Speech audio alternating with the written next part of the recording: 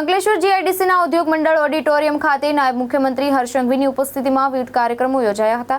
આ દરમિયાન ભરૂચ પોલીસના પ્રોજેક્ટ અસ્મિતાનું લોન્ચિંગ કરવામાં આવ્યું હતું। પ્રોજેક્ટ અસ્મિતા અંતર્ગત ભરૂચ જિલ્લાની દીકરીઓને વિવિધ કંપનીઓમાં નોકરી માટે નિમણૂક પત્રો એનાયત કરવામાં આવ્યા હતા। પ્રોજેક્ટ અસ્મિતા અંતર્ગત ભરૂચ જિલ્લા 15 ઔદ્યોગિક એકમોમાં 526 બહેનોને રોજગારી આપવામાં આવી છે, જેમણે નિમણૂક પત્ર એનાયત કરવામાં આવ્યા હતા। 13 તુજકો અર્પણ કાર્યક્રમ હેઠળ ભરૂચ પોલીસે પ્રમાણપત્ર એનાયત કરવામાં આવ્યું તેમજ ઉત્કૃષ્ટ કામગીરી કરનાર પોલીસ અધિકારીઓ અને કર્મચારીઓનું સન્માન કરાયું હતું। આ ઉપરાંત ભરૂચ જિલ્લાની ઔદ્યોગિક વસાહતોમાં 482 કરોડના 10 વિકાસ કામોનું લોકાર્પણ અને ખાતમુહૂર્ત કરવામાં આવ્યું હતું।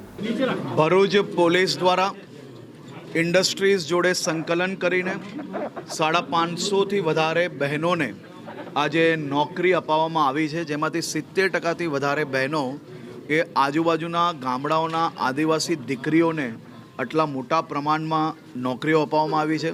તે અદ્ભુત કાર્ય છે। હું ભરૂચ જિલ્લા પોલીસ વહીવટીતંત્ર અને બધી જ ઇન્ડસ્ટ્રીઝનો ખૂબ ખૂબ આભાર માનું છું।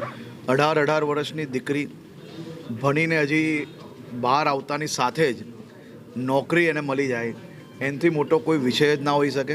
આ અદ્ભુત કાર્ય છે। આ અદ્ભુત કાર્ય બદલ ટીમ ભરૂચને હું ખૂબ ખૂબ અભિનંદન આપું છું। નાયબ મુખ્યમંત્રી સાહેબની હાજરીમાં પ્રોજેક્ટ અસ્મિતા કે જે પ્રોજેક્ટ અંતર્ગત ભરૂચ પોલીસ અને ભરૂચ જિલ્લાના ઇન્ડસ્ટ્રીયલ દરેક જે કંપનીઓ છે એના દ્વારા ભરૂચ જિલ્લાની બહેનોને રોજગારી અપાવવામાં આવી।